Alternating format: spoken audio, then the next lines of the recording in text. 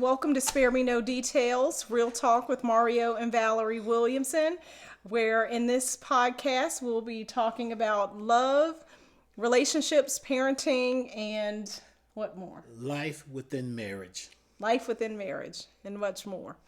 So today we're going to talk about Privacy within a marriage, and if it's possible. All right, so let's talk. So today's conversation came up because we were talking earlier about an incident that happened a while back that Mario still shakes his head about and I still kind of laugh about. But we were talking about his phone. So Mario got a new cell phone a while back. Years ago. That had Facial recognition features. And so as he was setting up his new phone and putting his face in his phone, I thought, wow, what a cool feature. Why don't you put my face in there too? And he said, no. He said no. There's no reason for you to have your face in my phone. Here is my passcode. I promptly gave her my passcode, but I felt there was no reason for her to have her face in my phone. I didn't agree. And I didn't like the fact that he said no. And yes, he'd given me his passcode, and I did have that. And I think he had given it to me probably before then, but I probably needed him to remind me again of the passcode. But I wasn't happy with the no, but he was not backing down. So fast forward maybe a couple of weeks, and we're riding in the car, and I'll let him tell the story. So we're on our way to DC, riding into work together, and I needed some information out of my phone.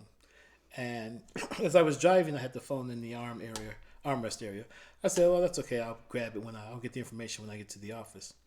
My wife promptly said, oh, I'll open your phone for you, babe. So she grabs the phone. I'll get the information. She grabs the phone, takes it, scrolls it over her face, and the phone opens. Now, I didn't think about it initially, but about 2 minutes down the road, I look over and I'm like, how did you open my phone?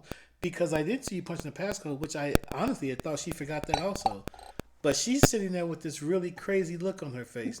And so my first thought was, I know this woman did not take my phone, hold it over my face while I was asleep, open my phone, and then enter her face, facial recognition. And that's what I seriously thought happened until later she told me her story, which was equally as crazy. It was. So no, I did not hold the phone over his face while he was sleeping. What I did is I just waited until he went and got in the shower. It may have been the next day or a couple of days after the no, and I was still simmering on no. I was still a little bothered by the fact that he said no. So he hopped in the shower, and when he did, I simply reached over, picked up his phone, entered the passcode, went to the facial recognition, scanned my face 3 times, set my face in his phone, and put the phone back where he left it. So fast forward to that drive. Wow. And as he said, we were in the car riding, and he needed some information out of his phone. And me being the co-pilot that I am, offered to open his phone for him. Wow. And he reminded me that I could not, banking on the fact that I'd probably forgotten his passcode. And so he says, you'll probably have to hold it over my face while I'm asleep to open it. And I said, why would I need to do that? I picked up his phone. I held it to my face. I unlocked it, and I handed it back to him. And the look of shock on his face, I don't think it registered immediately, but then he looked at me and he was like, my phone's unlocked. Did you put your face in my phone? And I said, yes, I did. If that's not overboard, I don't know what is. And so, looking back, oh, now you looking feel some back, kind of way. I laugh about it because it is classic Valerie. But I might have went a little too far with that. I probably went a little too far. You went way too far. I went a little too far. And so that's why we're speaking about privacy, because for me, that was like private. I'm thinking, this is my phone, the facial recognition, that's my piece. Not that the phone is private because she had the passcode so she can get in, but the idea of someone else's face being in your phone, that just rubbed me wrong.